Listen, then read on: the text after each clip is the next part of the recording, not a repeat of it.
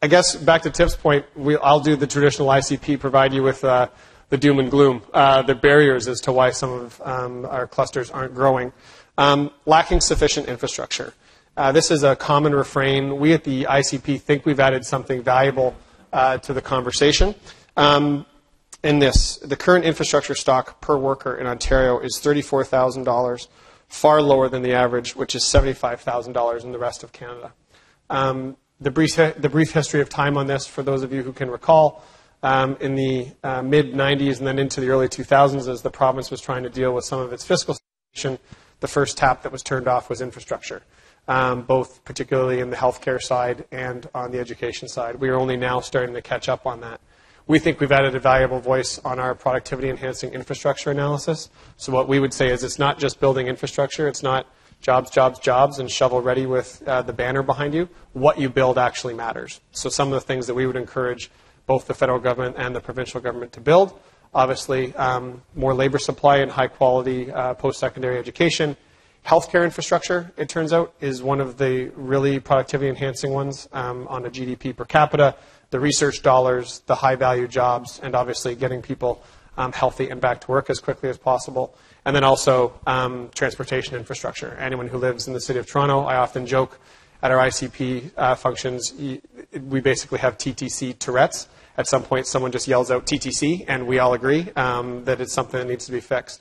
I would encourage both the federal government, since they opened up their most recent infrastructure piece, to cultural institutions. And while my son abhors the fact that I am now arguing for not building hockey rinks, perhaps we can not build hockey rinks for a little while and focus on that infrastructure that can enhance our productivity going forward. Lagging venture capital investments. This is one, I was a little bit loath to include the slide. What you have up there is the weighted average of California and Massachusetts, Ontario as your blue line, and the U.S. peer median.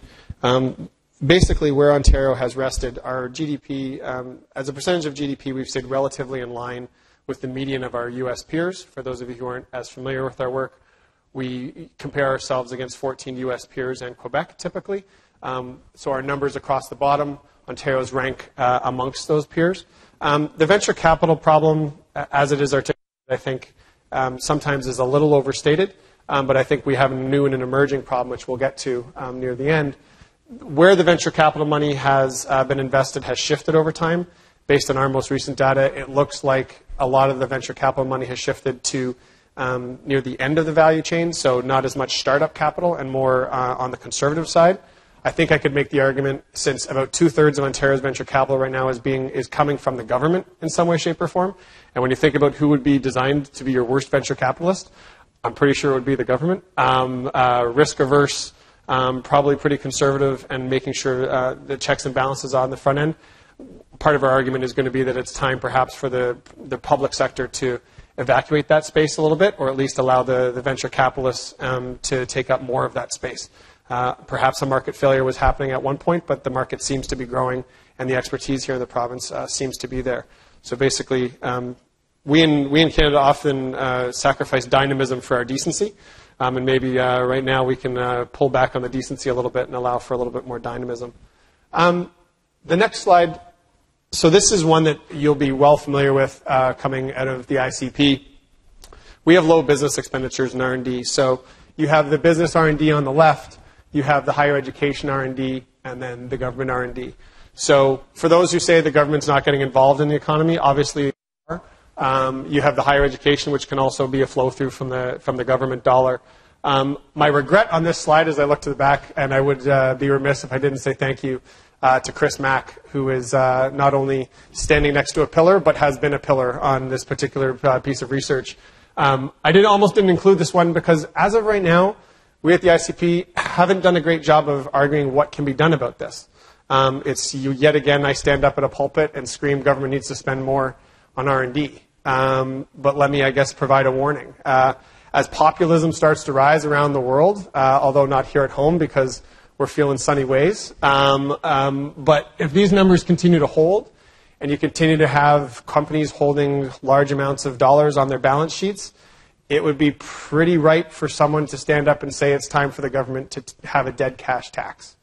I'm going to go into the corporate boardroom and start to tell them where they need to spend their dollars. And I'm going to create an incentive either from a tax break or from a more direct way to get these dollars being spent on R&D because there's a national interest. We at the ICP have never gone there. I don't think we would recommend that because it's a level of intervention that's a little bit too strong. But part of me would argue to the corporate sector, barbarians could be at the gates fairly soon. If you don't think it's a good thing for your company or you don't think it's a good thing for the country, perhaps it's good for your long-term survival to make sure that you make these types of investments. Lastly, I'm a researcher in search of a problem sometimes, and there's barriers 4 and 5 feel like a pretty ripe agenda for a Mowat Institute or for a federal provincial move, and that is often we look at issues around trade.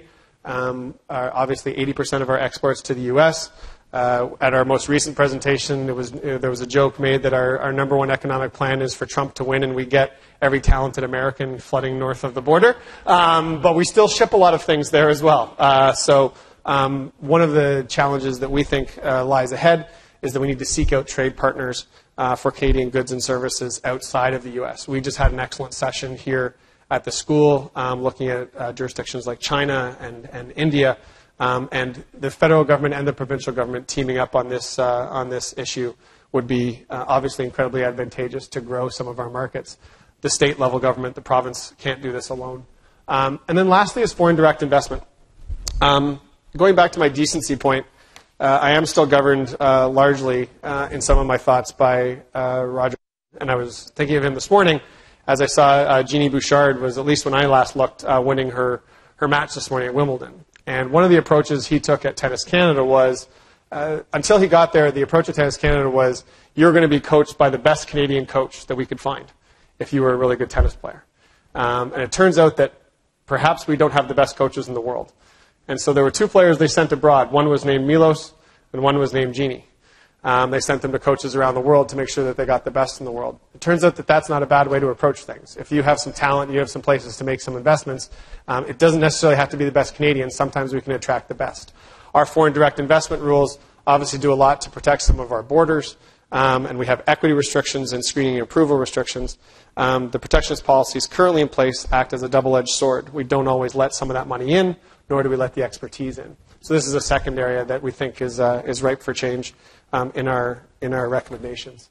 So moving to recommendations, it's nice of Tiff to leave me to give you the positives on the